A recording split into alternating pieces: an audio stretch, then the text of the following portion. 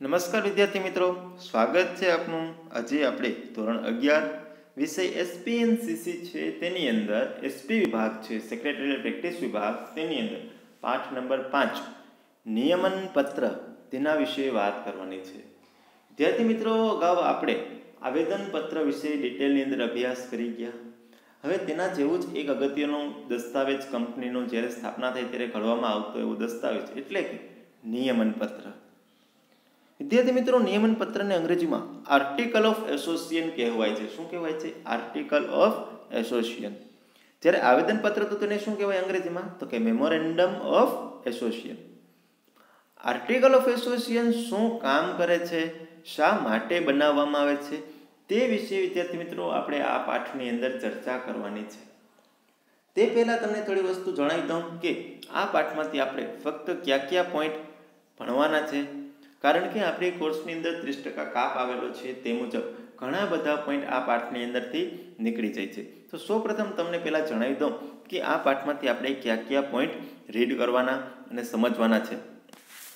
તો સૌપ્રથમ તો જો અહીં તમને કીધું છે એ પ્રકરણમાં તમે શું શીખશો, એ કોષ્ટકની અંદર 5.1, 5.2 અને 5.3 છે, આ 3 મુદ્દા અને છેલ્લો એક મુદ્દો 5.8 એટલો જ અભ્યાસ કરવાનો છે। તમારા સિલેબસમાંથી 5.4, 5.5, 5.6 અને 5.7 આ દરેક બાબતો નીકળી ગઈ છે। તો એના વિશે આપણે અત્યારે અભ્યાસ કરવાનો છે નહીં, ફક્ત આપણે અત્યારે ઉપરના જે 4 પોઈન્ટ હું બોલ્યો 5.1 થી 5.3 અને 5.8 તેના વિશે જ અભ્યાસ કરવાનો છે। તો સૌપ્રથમ વિદ્યાર્થી મિત્રો ચાલો શરૂઆત કરીએ નિયમન પત્રની પ્રસ્તાવનાથી। શું કીધું છે પ્રસ્તાવનાની અંદર?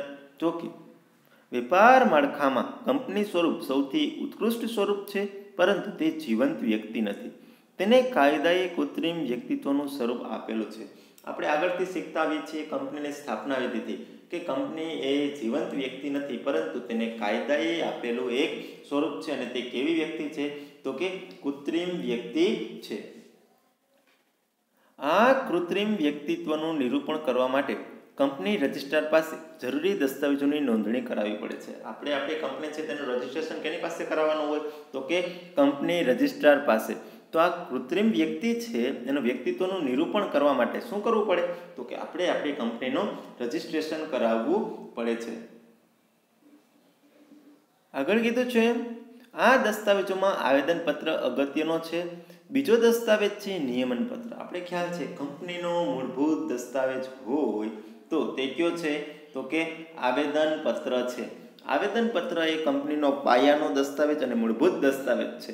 ત્યારબાદ વિદ્યાર્થી મિત્રો જો બીજો કોઈ અગત્યનો દસ્તાવેજ આવતો હોય તો તે છે નિયમન પત્ર। આગળ જોઈએ, નિયમન એટલે નિયંત્રણ કરવું। કંપનીનું આંતરિક સંચાલન કરવા માટે નિયમન પત્ર છે। જો નિયમન કરવું એટલે શું કરવું? તો કે નિયંત્રણ કરવું। કેના ઉપર? તો કે કંપનીની અંદર જે આંતરિક સંચાલન થાય છે, કંપનીની અંદર કામ કરતા દરેક કર્મચારી, દરેક વ્યક્તિ જે કંપનીની અંદર કંપની સાથે જોડાયેલા છે, તે દરેક લોકોનું સંચાલન કરવા માટે જે નિયમ પત્રક ઘડવામાં આવે છે અથવા જે દસ્તાવેજ બનાવવામાં આવે છે તેને શું કહેવાય છે? નિયમન પત્ર કહેવાય છે। તેનો અર્થ સમજીએ। કંપની ધારા 2013 મુજબ નિયમન પત્ર એટલે કે આર્ટિકલ ઓફ એસોસિએશન એટલે આ પહેલાના કંપની ધારા મુજબ તૈયાર કરેલ કે વખતો વખત ફેરફાર કરેલા નિયમન પત્ર। આર્ટિકલ એટલે કંપનીના આંતરિક વહીવટનો નિયમન કરતો નિયમોનો સમૂહ। ટૂંકમાં સાદી ભાષામાં વિદ્યાર્થી મિત્રો સમજીએ તો કંપનીની અંદર જે પ્રકારના નીતિ નિયમો લાગુ પડશે, જે કેવા નીતિ નિયમો? તો કે આંતરિક બાબતને લઈને, કંપનીની અંદરની બાબતોને લઈને જે નીતિ નિયમો છે તે નિયમોનો સમૂહ હોય તેને શું કહેવાય? તો કે નિયમન પત્ર કહેવાય છે। ઓકે, આગળ શું કીધું છે? ફરી પાછી વ્યાખ્યા એકવાર ક્લિયર કરીએ તો આર્ટિકલ એટલે કંપનીના આંતરિક વહીવટનો નિયમન કરતો નિયમોનો સમૂહ। આંતરિક વહીવટ એટલે ફરી પાછું કહું છું, કંપનીની અંદર જનું જે વહીવટ સંચાલન થાય છે તે જ બાબતને ધ્યાનમાં લેવાની છે।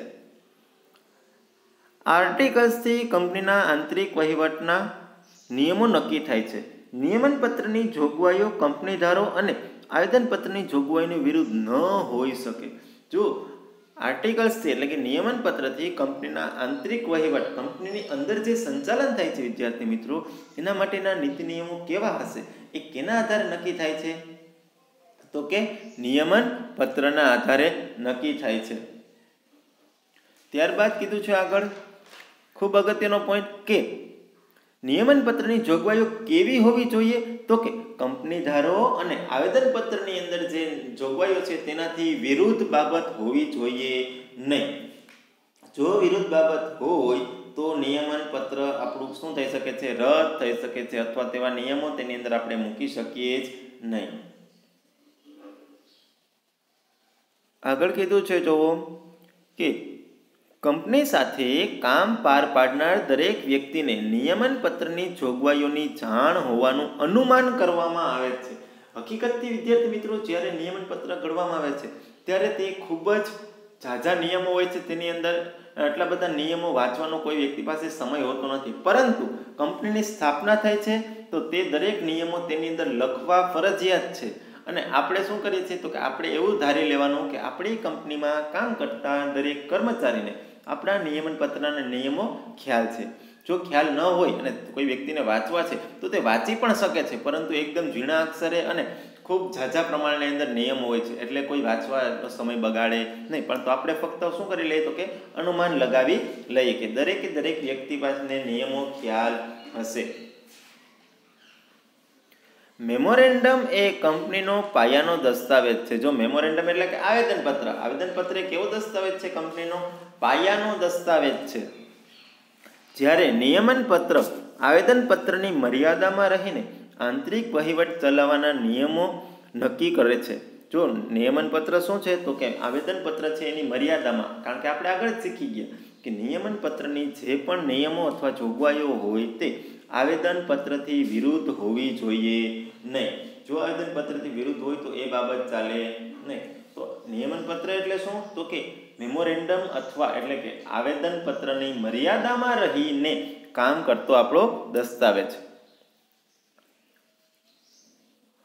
નિયમનપત્રનું નીચે પ્રમાણે મહત્વ દર્શાવી શકાય છે. જો નિયમનપત્રનું મહત્વ તમને પૂછી શકે એક્ઝામમાં તો શું છે તે સમજીએ. તો કે પહેલું, રોજબરોજના વહીવટમાં ઉપયોગી. રોજબરોજના વહીવટમાં ઉપયોગી એટલે તો કે કંપનીની અંદર જ્યારે સ્થાપના થાય છે ત્યારથી લઈ અને ડેઇલી માટેનો જે વહીવટ કરવામાં આવે છે તેના માટે વહીવટની અંદર કોઈ પણ જાતની મુશ્કેલીઓ ન અનુભવાય. દરેક કર્મચારી માટે ખાસ નીતિ નિયમો ઘડવામાં આવે છે, જેથી કરીને કંપનીનું વ્યવસ્થા તંત્ર કેવું રહે તો કે સુવ્યવસ્થિત રીતે ચાલી શકે. તો રોજબરોજના વહીવટમાં કઈ રીતે ઉપયોગી તો કે આવેદનપત્રમાં દર્શાવેલ કાર્યક્ષેત્રની મર્યાદામાં રહીને યોગ્ય વહીવટ અને સંચાલન માટે જરૂરી નીતિ નિયમો દર્શાવવામાં આવે છે, જેના આધારે કંપનીનો રોજબરોજનો વહીવટ ચાલે છે. આપણે ખ્યાલ છે કે નિયમનપત્ર છે ને તે આવેદનપત્રની મર્યાદામાં રહીને જ કાર્ય કરે. આવેદનપત્રની બહારનું કોઈ પણ તે કાર્ય તેની અંદર હોઈ શકે નહીં. તો આવેદનપત્રમાં દર્શાવેલ કાર્યક્ષેત્રની મર્યાદામાં રહીને યોગ્ય વહીવટ અને સંચાલન કરવું હોય તો તેના માટેના જે વિદ્યાર્થી મિત્રો જરૂરી નીતિ નિયમો હોય તે કેની અંદર દર્શાવેલા હોય તો કે નિયમનપત્રમાં દર્શાવેલા હોય. ત્યારબાદનો પોઈન્ટ છે સેક્રેટરી માટે મહત્વનો. આપણે ખ્યાલ છે કે સેક્રેટરી માટે અગત્યનો દસ્તાવેજ કેવો હોઈ શકે તો કે નિયમનપત્ર હોઈ શકે. શા માટે? કારણ સેક્રેટરી છે તે કંપનીનો કેવો વ્યક્તિ છે તો કે KMP એટલે કે કી મેનેજરિયલ પર્સન વ્યક્તિ છે. તે કંપનીનો મુખ્ય સંચાલકીય વડો કહેવાય છે કે જે કંપનીનું દરેક પ્રકારનું સંચાલન કરતો હોય છે. તો તેના માટે વિદ્યાર્થી મિત્રો નિયમનપત્ર એ ખૂબ જરૂરી બાબત છે, કારણ કે તેના આધારે તે પોતાનું કાર્ય નક્કી કરી શકે છે. જોઈએ અંદર શું કીધું? નિયમનપત્ર સેક્રેટરી માટે ખૂબ ઉપયોગી છે.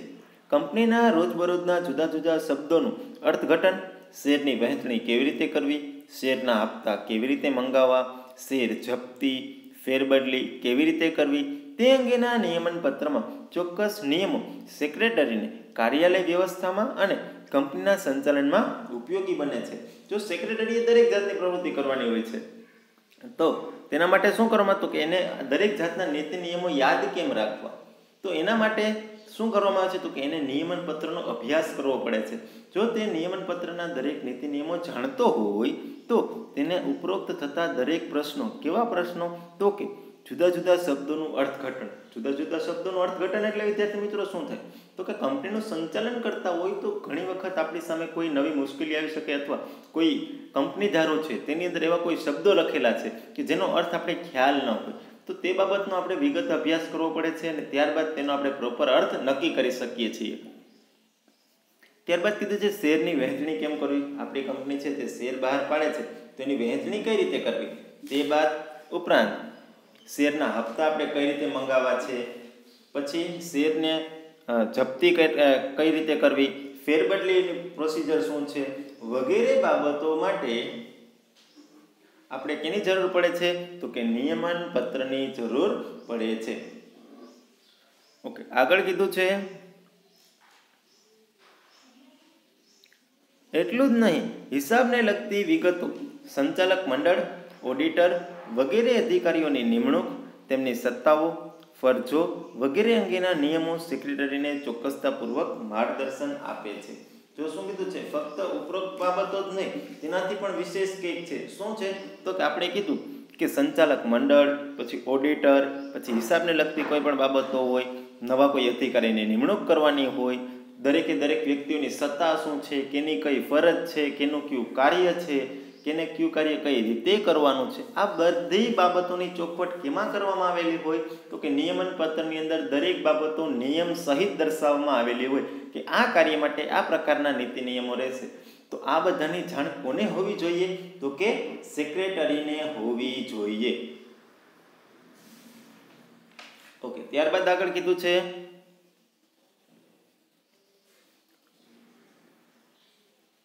શેર હોલ્ડરો માટે ઉપયોગી. આવેદનપત્રમાં જણાવેલ ઉદ્દેશોની પૂર્તિ માટે નિયમન પત્ર સહાયક બને છે. શેર હોલ્ડરોના હકો, જવાબદારીઓની સ્પષ્ટતા નિયમન પત્રમાં હોય છે. નિયમન પત્ર એ આવેદનપત્રનો પૂરક દસ્તાવેજ છે. જો પૂરક દસ્તાવેજ એટલે શું કહી શકીએ?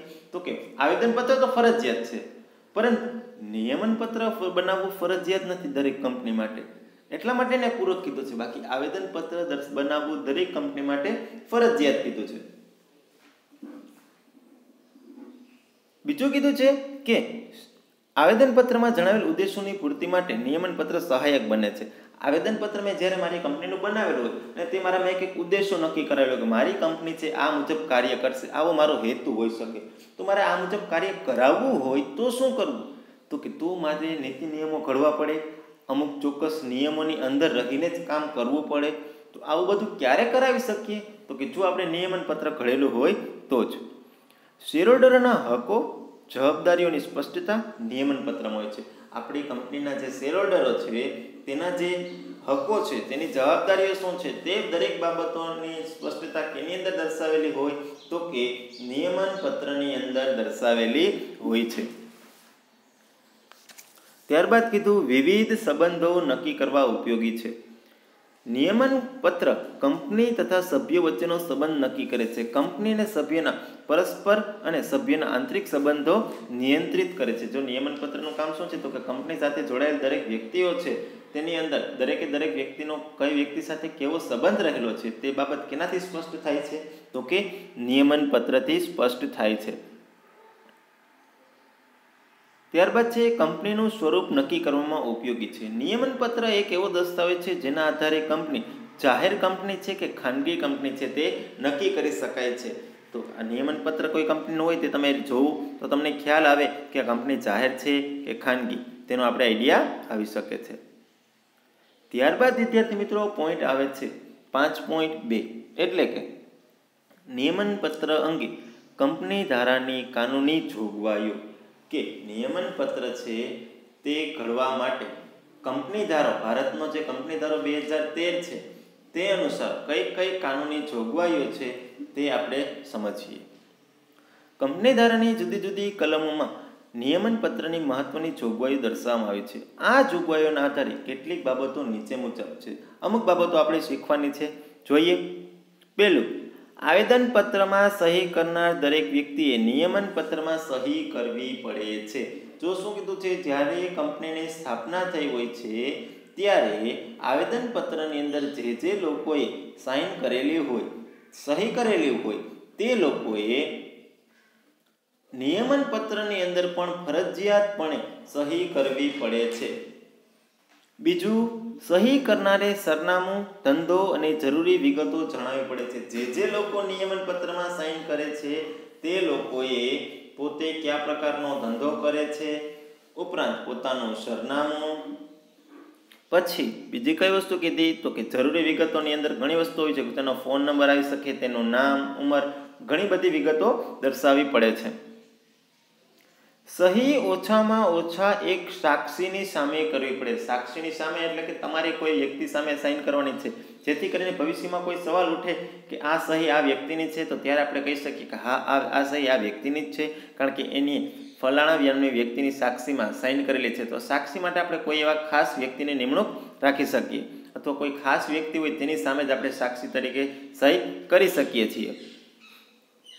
નમૂનામાં આપેલ નિયમન પત્રમાં સમાવેલ તમામ નિયમનો કે કોઈ નિયમનો કંપની સ્વીકાર કરી શકે છે. જો નમૂનાના આપેલ નિયમન પત્રમાં સમાવેલ તમામ નિયમનો કે કોઈ નિયમનો કંપની સ્વીકાર કરી શકે છે. જો એક નમૂનાનું નિયમન પત્ર બનાવેલું હોય કે તેની અંદર દરેક જાતના નીતિ નિયમો હોય, તો આપણે એમાંથી અમુક જ નિયમો જોઈએ છે કે આપણે આપણા પોતાના નિયમો કોઈ બનાવવાના છે, તો તેના માટે મંજૂરી લેવી પડતી હોય છે.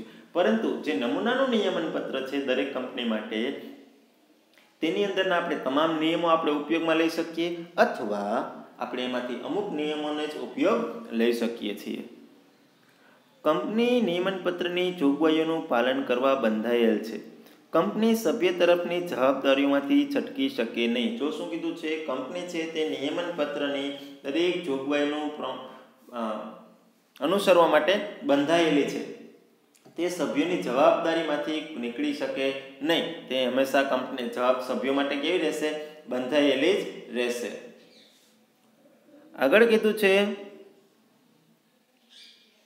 આવેદનપત્રની જોગવાઈ વિરુદ્ધ નિયમનપત્રમાં કોઈ કલમ રાખી શકાય નહીં. આપણે આગળ શીખી ગયા કે આવેદનપત્રની અંદર પણ અમુક કલમો દર્શાવેલી હોય છે.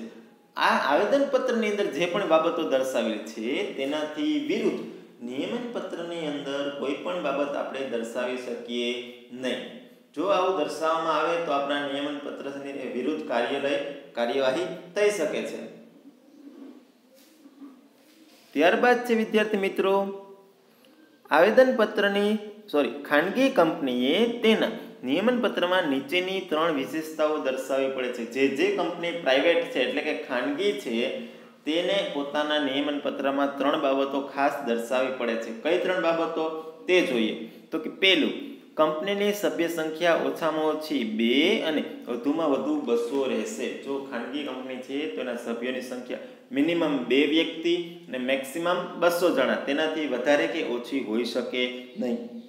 એથી તમને વિદ્યાર્થી મિત્રો પ્રશ્ન પણ પૂછી શકે કે ખાનગી કંપનીની અંદર સભ્ય સંખ્યા કેટલી રાખવામાં આવે છે? તો ઓછામાં ઓછી 2 અને વધુમાં વધુ 200. ત્યારબાદ કીધું છે, શેરની ફેરબદલી પર નિયંત્રણ મૂકવામાં આવશે. કંપની પાસે શેર જે લોકો પાસે છે તે લોકો શેરની ફેરબદલી કરી શકે નહીં. એના માટે શું હોય છે તો કે એના ઉપર નિયંત્રણ રાખવામાં આવેલું હોય છે. ત્યારબાદ કીધું છે, કંપની પોતાના શેર ખરીદવા અંગે જાહેર જનતાને આમંત્રણ નહીં આપી શકે. કંપની પોતાના શેર ખરીદવા માટે કોઈ પબ્લિકને આમંત્રણ આપી શકે નહીં. એટલે કે વિજ્ઞાપન પત્ર બહાર પાડી અને પોતાના શેરનું વેચાણ કરી શકે નહીં. ત્યારબાદ વિદ્યાર્થી મિત્રો કીધું છે, કંપની સાથે સંબંધ ધરાવનાર વ્યક્તિને નિયમન પત્રની જાણ છે તેમ કાયદા પ્રમાણે માની લેવામાં આવે છે. જો જ્યારે પણ કોઈ પણ વ્યક્તિ કંપની સાથે જોડાય છે તો આપણે એવું માની લેવાનું કે આ વ્યક્તિને નિયમન પત્રની દરેક બાબતોની જાણ છે. પછી હકીકતમાં તેને આટલા નીતિ નિયમો વાંચેલા પણ હોતા નથી, છતાં પણ આપણે શું માની લેવાનું કે તેને નીતિ નિયમોની જાણ છે, એવું આપણે કાયદાકીય રીતે માની લેવાનું આવે છે. આવી કોઈ પણ વ્યક્તિ નિયમન પત્ર અંગે કંપનીની ઓફિસમાં આવી તપાસ કરી શકે છે અને જરૂરી ફી ભરી નકલ પણ મેળવી શકે છે. તમને ઈચ્છા થાય, તમે કંપનીના સભ્ય છો, તમને ઈચ્છા થાય કે મારે નિયમન પત્ર જોવું છે, તો તેના માટે અમુક પ્રકારની ફીસ ભરી અને તમારે શું કરવાનું આવે તો કે તમે નિયમન પત્ર મેળવી શકો છો. ત્યારબાદ વિદ્યાર્થી મિત્રો પોઈન્ટ આવે છે કંપની ધારાની જોગવાઈઓને આધીન આવેદનપત્રની શરતોને આધીન ખાસ ઠરાવ પસાર કરીને પોતાના નિયમન પત્રમાં ફેરફાર કરી શકે છે. કોઈ પણ કંપની છે પોતાના નીતિ નિયમોમાં સમય સંજોગો અનુસાર તે ફેરફાર કરી શકે છે, પણ તેના માટે એને અમુક પ્રોસિજર અનુસરવાની હોય છે. ઉપરાંત આવેદનપત્રની અંદર જો એ દર્શાવવામાં આવેલું હોય કે નિયમન પત્રમાં ફેરફાર શક્ય છે તો જ તે ફેરફાર શક્ય કરી શકે છે, બાકી ફેરફાર કરી શકે નહીં. ત્યારબાદ કીધું છે વિદ્યાર્થી મિત્રો કંપની ધારાની જોગવાઈઓને આધીન આવેદનપત્રોને શરતોને આધીન ફેરફાર તો કરી શકે, પછી તો કે નિયમન પત્રમાં આધ્યસ્થાપકો તરીકે દર્શાવેલ વ્યક્તિઓનું સોગંદનામું જેમાં પોતાને કંપનીની સ્થાપના, રચના કે વ્યવસ્થાપન સંબંધના કોઈ ગુનામાં પોતાને દોષી ઠરાવવામાં આવેલ નથી તે પ્રકારનું નિવેદન આપવું પડે. કંપનીના જે સ્થાપકો છે તે લોકોએ એક સોગંદનામું સ્ટેમ્પ ઉપર લખીને આપવું પડે છે કે પોતે કોઈ જાતના ગુનામાં સંડોવાયેલા છે નહીં, પોતે કોઈ ગુનો કરેલ નથી. ઉપરાંત કંપનીની સ્થાપના, રચના કે વ્યવસ્થાપન સંબંધના કોઈ પણ જાતના ગુના હોય જેને લાગુ પડતા હોય તેની અંદર ત્યાં કોઈ પણ જગ્યાએ તેનો સમાવેશ કરેલો નથી. તે પ્રકારનું નિવેદન આપવું પડે છે, એટલે કે તે બાબતનું એક એને સોગંદનામું આપવું પડે છે. ઓકે, તો વિદ્યાર્થી મિત્રો આપણે ક્લિયર કર્યું નિયમન પત્ર અંગે કંપની ધારાની જોગવાઈઓ. ત્યારબાદ વિદ્યાર્થી મિત્રો પોઈન્ટ આવે છે 5.3 નિયમન પત્રમાં સમાવવામાં આવતી વિગતો. કે કોઈ પણ કંપની છે તેનું નિયમન પત્ર જ્યારે ઘડાય છે તો ત્યારે તેની અંદર કઈ કઈ વિગતોનો સમાવેશ કરવામાં આવે છે તે આપણે સમજીએ. તો સૌપ્રથમ સામાન્ય રીતે નિયમન પત્રમાં નીચેની વિગતો આવરી લેવામાં આવે છે. જો કઈ કઈ વિગતો તેની અંદર લખવામાં આવે છે, જો આ તમને બોર્ડ પેપરની અંદર ક્વેશ્ચન પણ પૂછાઈ શકે કે નિયમન પત્રમાં સમાવવામાં આવતી વિગતો જણાવો, તો તમારે આ 11 બાબતમાંથી મિનિમમ 10 બાબત તો તમારે લખવી જ પડે. પહેલી વસ્તુ છે, જો પ્રાથમિક કરારો થયા હોય તો તેનો સ્વીકાર કર્યો છે કે નહીં. કોઈ પણ કંપની છે તેણે પોતાનો કોઈ સ્થાપના સમય અથવા ત્યારબાદ કોઈ પણ જાતનો પ્રાથમિક કરાર કરવામાં આવેલો હોય કોઈ વ્યક્તિ સાથે, તો તેનો સ્વીકાર કરેલો છે કે નથી. જો સ્વીકાર કર્યો હોય તો તેની નોંધ તેને દર્શાવવી પડે. શેરની સંખ્યા અને તેની દાર્શનિક કિંમત. આપણી કંપનીની સ્થાપના થઈ છે તો આપણે કેટલા પ્રમાણમાં શેર રાખેલા છે તેની સંખ્યા દર્શાવવી પડે. ઉપરાંત એક શેરની કિંમત કેટલી છે તે પણ દર્શાવવી પડે. પછી કીધું છે શેર હપ્તા અંગેના નિયમો. શેર હપ્તા અંગેના નિયમો એટલે શું થાય વિદ્યાર્થી મિત્રો? અગાઉ પણ મેં તમને કહેલું છે કે શેર હપ્તો એટલે કોઈ વ્યક્તિ છે તે કંપનીના શેર ખરીદે છે તો કંપની તેને એક વિકલ્પ આપે છે કે તમારે પૈસા છે એક સાથે નથી આપવાના, પરંતુ કટકે પૈસા ચૂકવવાના છે. 10 રૂપિયાનો શેર હોય તો એકવાર કંપની 5 રૂપિયા મંગાવે, એક વખત કંપની 2 રૂપિયા મંગાવે, એક વખત તેના ઉપર 3 રૂપિયા મંગાવે. તેમ કરી અને 10 રૂપિયાની ચૂકવણી કરવામાં આવે છે. તો આને શું કહેવાય? તો કે શેર હપ્તો કહેવાય છે. તો શેર હપ્તા અંગેના નિયમો કેની અંદર દર્શાવેલા હશે? નિયમન પત્રની અંદર. ત્યારબાદ કીધું છે શેર ફેરબદલી અંગેના નિયમો. કંપની છે તેના શેરધારકો પોતાના શેરની ફેરબદલી કઈ રીતે કરી શકે તે બાબતની નોંધ કેની અંદર કરવામાં આવેલી હોય? તો કે નિયમન પત્રમાં. ઘણી વખત અમુક કંપનીઓ છે તેના શેર ફેરબદલીના નીતિ નિયમો પોતાના અલગ હોય છે, તો કંપની છે તેને ફેરબદલી માટે કેવા નીતિ નિયમો રાખેલા છે તે બાબતની નોંધ કેમાં કરેલી હોય? તો કે કંપનીના નિયમન પત્રમાં નોંધ કરેલી હોય. ત્યારબાદનો પોઈન્ટ છે શેરની વણ ચૂકવાયેલ કિંમત અંગે કંપનીનું લિયન. ખૂબ જ અગત્યનો પોઈન્ટ વિદ્યાર્થી મિત્રો. જો લિયન એટલે શું થાય તે પહેલા તમને સમજાવું. તો કે શેર લિયન હોય. શું શબ્દ શું છે? શેર લિયન. તો કે જ્યારે દાખલા તરીકે મેં કોઈ કંપનીનો શેર ખરીદ્યો છે, 10 રૂપિયાનો એક શેર ખરીદેલો છે. હવે કંપનીએ મારી પાસે પહેલાં ફક્ત 5 રૂપિયા માગેલા છે, તો મેં એક શેરના 5 રૂપિયા લેખે કિંમત ચૂકવેલી છે, બાકીના હજી એક શેરના 5 રૂપિયા લેખે રકમ ચૂકવવાની બાકી છે. સમય સંજોગો અનુસાર કંપની ફરી પાછા મારી પાસેથી ₹5 બીજી વખતના માગે છે, પરંતુ હું આ પૈસા ચૂકવતો નથી. મેં ફક્ત ₹5 ₹10નો શેર હતો, મેં પહેલાં ₹5 ચૂકવી દીધા, બાકીના ₹5 હું ચૂકવતો નથી. તો હવે કંપની મારા ઉપર કંઈક કાર્યવાહી કરશે. શું કાર્યવાહી કરશે? તો મને 1-2 વખત જાણ કરશે કે ભાઈ તમારે શેરના આટલા પૈસા ચૂકવવાના છે. 2 વખત જાણ કરે. પછી ત્રીજી વખત શું કરે? તો કે શેર કંપની છે તેથી તમને નોટિસ ફટકારે કે ભાઈ હવે તમને છેલ્લી વોર્નિંગ આપવામાં આવે છે. ત્યારબાદ પણ જો તમે પૈસા ન ચૂકવો તો કંપનીને વિદ્યાર્થી મિત્રો એવો એક હક આપવામાં આવેલો છે જેને કહેવાય શેર લિયનનો હક. શેર લિયનનો હક છે તેનો ઉપયોગ કરીને કંપની જે શેરધારક પૈસા નથી ચૂકવતો તેના શેરને શું કરી લે છે? તો કે જપ્ત કરી લે છે. શેર જપ્ત કરે એટલે જે પહેલા ₹5 તમે ભરેલા હતા એ પણ તમારા શું થાય? તો કે ફેલ જાય. મેં ₹5 ભર્યા હતા પહેલાં, બાકીના ₹5 નથી ભર્યા, કંપનીએ મારા શેર જપ્ત કરી લીધા, તો મેં જે અગાઉ ₹5 આપેલા હતા તે પણ મારા શું ગયા? તો કે ફેલ ગયા. કંપની હવે એ પૈસા ચૂકવશે નહીં. તો આને કહેવાય વિદ્યાર્થી મિત્રો લિયન. એટલે હવે તમે આખો પોઈન્ટ સમજો કે શેરની વણ ચૂકવાયેલ કિંમત અંગે કંપનીનું લિયન. એટલે કે મેં જે પૈસા નથી ચૂકવાયેલા અથવા કંપની જે પૈસા નથી માગેલા અને જ્યારે માગે છે ત્યારે હું નથી ચૂકવતો, તે બાબતને લઈને કંપનીના શું નીતિ નિયમો હશે તેને શું કહેવાય? શેર લિયન કહેશું. ત્યારબાદ છે શેરનું પ્રેષણ અને શેર જપ્તી અંગેના નિયમો. હમણાં જ કીધું એ રીતે કે શેર જપ્તી અંગે કયા કયા સંજોગોમાં કંપની તમારા શેર જપ્ત કરી લે છે તે બાબત અંગેના નીતિ નિયમો કેમાં દર્શાવેલા હોય?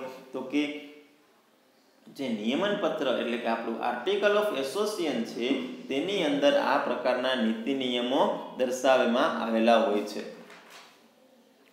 ત્યારબાદ વિદ્યાર્થી મિત્રો પોઈન્ટ છે અમર્યાદિત જવાબદારીવાળી કંપનીમાં સભ્યોની સંખ્યા અને તેમાં રોકાયેલ મૂડી. જો નિયમન પત્રમાં કઈ વસ્તુ દર્શાવવી પડે? તો કે જો કંપનીની જવાબદારી અમર્યાદિત હોય તો આવી કંપનીઓ છે તેની અંદર કેટલા સભ્યો છે અને કંપનીમાં કેટલી રોકાયેલી મૂડી છે તે પણ તમારે નિયમન પત્રમાં દર્શાવવી પડે. ખાનગી કંપનીમાં શેર હસ્તાંતરણ પર નિયંત્રણ. હમણાં જ આગળ શીખી ગયા કે જો કંપની ખાનગી કંપની હોય એટલે કે પ્રાઇવેટ કંપની હોય તો શેરનું હસ્તાંતરણ એટલે કે મારી હાથમાં રહેલા શેર હું બીજાને આપી દઉં, એટલે કે મારા શેર હું બીજાને વેચી દઉં, તો એને કહેવાય વિદ્યાર્થી મિત્રો શેરનું હસ્તાંતરણ. એક વ્યક્તિ બીજા વ્યક્તિને શેર આપે તેને કહેવાય શેરનું હસ્તાંતરણ.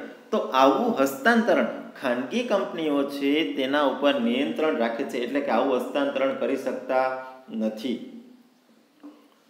ત્યારબાદ છે સામાન્ય સભા સંબંધી નિયમો. આપણે ખ્યાલ છે કે કોઈ પણ કંપની છે તે પોતે શેર બહાર પડેલા હોય તો અમુક સમયોને આધીન તે પોતાની કંપનીના દરેક સભ્યોની એક સામાન્ય સભા બોલાવતી હોય છે. તો સામાન્ય સભા માટે કયા કયા પ્રકારના નીતિ નિયમો છે તે આપણે દર્શાવવું પડે એની અંદર? તો કે નિયમન પત્રની અંદર.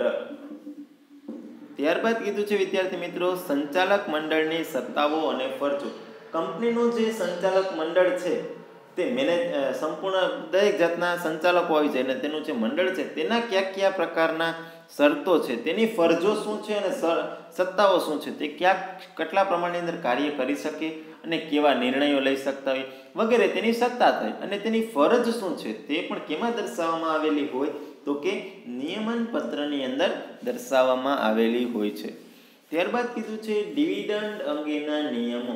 ડિવિડન્ડ કંપની છે એની ડિવિડન્ડ નીતિ શું છે તે કયા પ્રકારે ડિવિડન્ડ ઉપર અમુક નીતિ નિયમો રાખે છે. ઘણી વખત એવું બને છે કે કંપની 6 માસિક ડિવિડન્ડ ચૂકવે, ઘણી વખત અર્ધવાર્ષિક ડિવિડન્ડ પણ ચૂકવાતું હોય છે. તો ડિવિડન્ડ અંગેના જે નીતિ નિયમો છે તે કેવા પ્રકારના છે તે દરેકની નોંધ કેમાં કરવામાં આવેલી હોય? તો કે નિયમન પત્રમાં તેની નોંધ કરવામાં આવેલી હોય છે. તો આ થયું વિદ્યાર્થી મિત્રો નિયમન પત્રમાં સમાવવામાં આવતી વિગતો. ત્યારબાદ વિદ્યાર્થી મિત્રો આપણે નેક્સ્ટ પોઈન્ટ હવેનો છે 5.4 કંપની ધારામાં સમાવિષ્ટ પરિશિષ્ટ 1માં આપેલ ટેબલ F, G, H અને J નો અર્થ અને પરિચય. આ બધા પોઈન્ટ આપણે નીકળી ગયા છે. જો સીધા આ દરેક મુદ્દા આપણા કોર્સમાંથી નીકળી ગયા છે. દરેક જાતના ટેબલ નીકળી ગયા, ઉપરાંત જે નિયમન પત્રમાં ફેરફાર કઈ રીતે કરી શકાય એટલે કે 5.5 તે પણ નીકળી ગયું છે. ત્યારબાદ નિયમન પત્રમાં ફેરફાર કરવા અંગે સેક્રેટરીની ફરજો છે તે પણ આપણા કોર્સમાંથી નીકળી ગઈ છે. ત્યારબાદ આંતરિક વહીવટનો સિદ્ધાંત છે તે પણ આપણા કોર્સમાંથી નીકળી ગયેલો છે. તો છેલ્લો પોઈન્ટ આપણો રહ્યો હવે આવેદનપત્ર અને નિયમનપત્ર છે તેનો તફાવત. ચાલો તેને તફાવતને સમજીએ. કંપનીની નોંધણીનો મુદ્દો સમજીએ. તો કે દરેક કંપનીએ નોંધણીનું પ્રમાણપત્ર મેળવવા આ દસ્તાવેજ બનાવવો ફરજિયાત છે. જો કંપનીનું રજિસ્ટ્રેશનનું સર્ટિફિકેટ મેળવવું હોય તો આ દસ્તાવેજ એટલે કે આવેદનપત્ર બનાવવું ફરજિયાત છે. જ્યારે શેરમૂડીથી મર્યાદિત જવાબદારીવાળી જાહેર કંપનીઓ માટે આ મરજિયાત દસ્તાવેજ છે.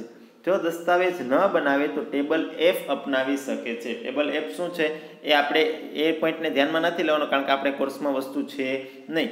તો જો જે શેરમૂડીથી મર્યાદિત જવાબદારીવાળી જે કંપની છે એ લોકો માટે આ કેવું છે તો મરજિયાત છે, એટલે કે ન બનાવે તો પણ ચાલે. ત્યારબાદ વિદ્યાર્થી મિત્રો કીધું છે નોંધણીની જરૂરિયાત. કંપની રજિસ્ટ્રાર પાસે નોંધાવવું ફરજિયાત છે. આપણે આપણું આવેદનપત્રની બનાવવું છે તો આપણે તેની નોંધ કોની પાસે કરાવવી પડે છે તો કે કંપની રજિસ્ટ્રાર પાસે તેની નોંધ ફરજિયાતપણે કરાવવી પડે. જો ટેબલ એફ અપનાવે તો નોંધાવવાની જરૂર નથી. જો આ નિયમનપત્ર હોય તેની અંદર શું નિયમ લાગુ પડે છે તો કે ટેબલ એફનો તમે સ્વીકાર કરેલો હોય તો તમારે નોંધણી કરાવવી ફરજિયાત છે નહીં. ત્યારબાદ તેનું મહત્વ. આવેદનપત્ર એ પાયાનો દસ્તાવેજ છે. જો આવેદનપત્ર કેવો દસ્તાવેજ છે? પાયાનો, એટલે કે કંપનીનો પાયો છે, તેના વગર કંપની શક્ય છે જ નહીં. આવેદનપત્ર વગર કંપનીનું અસ્તિત્વ શક્ય છે નહીં, ફરજિયાત તમારે બનાવવું જ પડે. જ્યારે આંતરિક વહીવટ અંગેનો દસ્તાવેજ છે, મેં હમણાં જ કીધું હતું કે નિયમનપત્ર છે એનું કામ શું છે તો કે કંપનીની અંદરના નીતિ નિયમો છે તેનું સંચાલન કરવાનું, તે મુજબ કાર્ય થાય છે કે નહીં તે જોવાનું કામ છે. તો આ નિયમનપત્ર છે એ કેને બાબતનો છે તો કે આંતરિક વહીવટ અંગેનો દસ્તાવેજ છે. કંપનીની અંદર કઈ રીતે વહીવટ કરવો તે અંગેનો દસ્તાવેજ કયો એટલે કયો તો કે નિયમનપત્ર.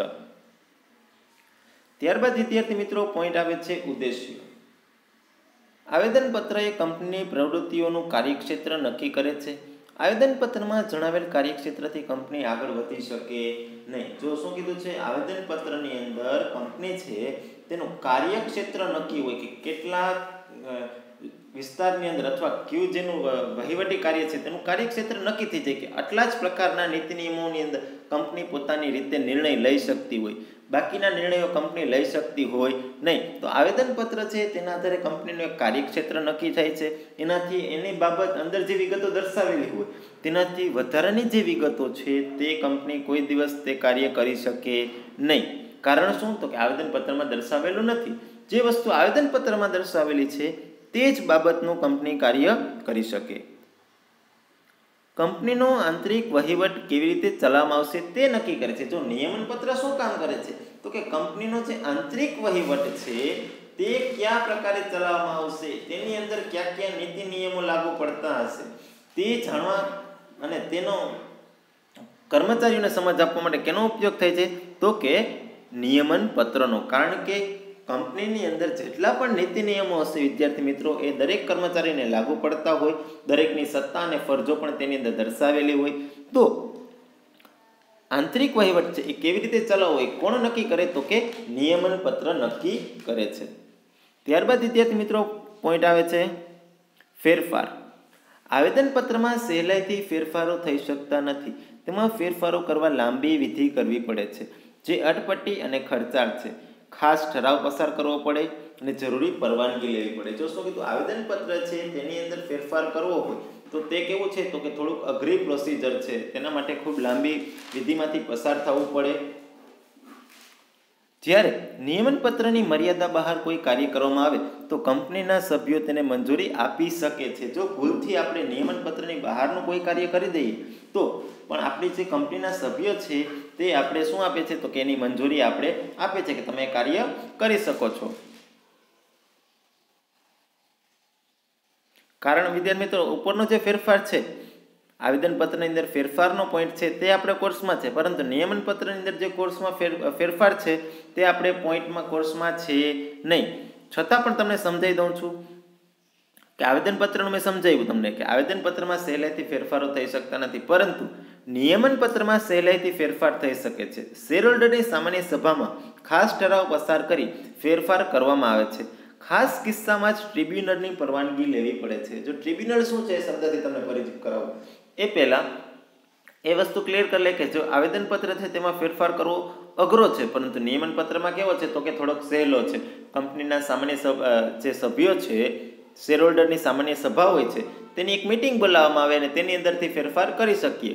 પરંતુ અમુક ખાસ કિસ્સા, અમુક જો અગત્યનો નિર્ણય લેવાનો હોય વિદ્યાર્થી મિત્રો, તો આપણે શું કરવું પડે છે તો કે ટ્રિબ્યુનલની બેઠક બોલાવી અને તેની પરવાનગી લેવી પડે છે. ટ્રિબ્યુનલ એટલે શું તો કે અમુક લોકોની એક ખાસ પેનલ હોય છે કંપનીની અંદર, અમુક લોકોની ખાસ પેનલ કે તેનું કામ શું હોય છે કે આવા અગત્યના નિર્ણયો લેવાની અંદર તે મદદરૂપ થાય છે. તો આપણે તેની પરવાનગી લેવી પડે. ત્યારબાદ કીધું છે સત્તાની મર્યાદા. આવેદનપત્રમાં નક્કી કરેલા ઉદ્દેશોની બહાર જઈને કંપની કોઈ કાર્ય કરી શકે નહીં. હમણાં જ મેં કીધું કે આવેદનપત્રની બહારનું કોઈ પણ કાર્ય કંપની કરી શકે નહીં. જો કોઈ કાર્ય કરવામાં આવેલ હોય તો કંપનીના સભ્યો પણ તેને મંજૂર કરી શકે નહીં. આવા કાર્યોને સત્તા બહારના કાર્યો કહેવાય છે. જો અગાઉ આપણે શીખી ગયા આવેદનપત્રનો પાઠ જ્યારે ભણ્યા ત્યારે જ વસ્તુ ક્લિયર કરી ગયા કે કોઈ પણ કર્મચારી છે તે આવેદનપત્રની બહારનું કાર્ય કરે તો તે શું કહેવાય તો કે સત્તા બહારનું કાર્ય કહેવાય છે. અને આવું કાર્ય સભ્યો આપણા શું કરી શકે છે તો કે ના મંજૂર કરી શકે છે. નિયમન પત્રની મર્યાદા બહાર કઈ કાર્ય કરવામાં આવે તો કંપનીના સભ્યો તેને મંજૂર કરી શકે છે.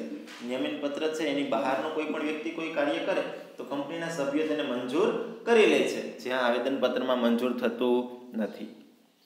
ત્યારબાદનો પોઈન્ટ છે વિદ્યાર્થી મિત્રો સંબંધ.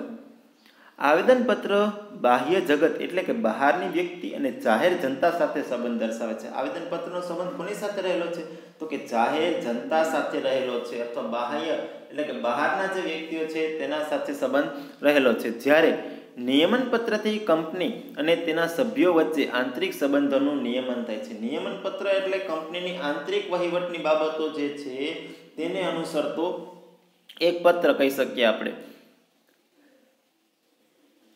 ત્યારબાદ કીધું છે સર્વોપરિતા. આવેદનપત્ર નિયમન પત્રને આધીન નથી. નિયમન પત્રની કોઈ પણ બાબતોને આધારે આવેદનપત્ર આપણું તૈયાર કરવામાં આવતું નથી, પરંતુ નિયમન પત્ર આવેદનપત્રને આધીન છે.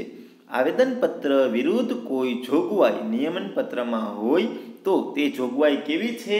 રદ બાતલ છે. જો ખાસ સમજો વિદ્યાર્થી મિત્રો કે નિયમન પત્ર છે એ કેને આધારે પોતાનું કાર્યક્ષેત્ર નક્કી કરે છે તો કે આવેદનપત્રને આધારે જ.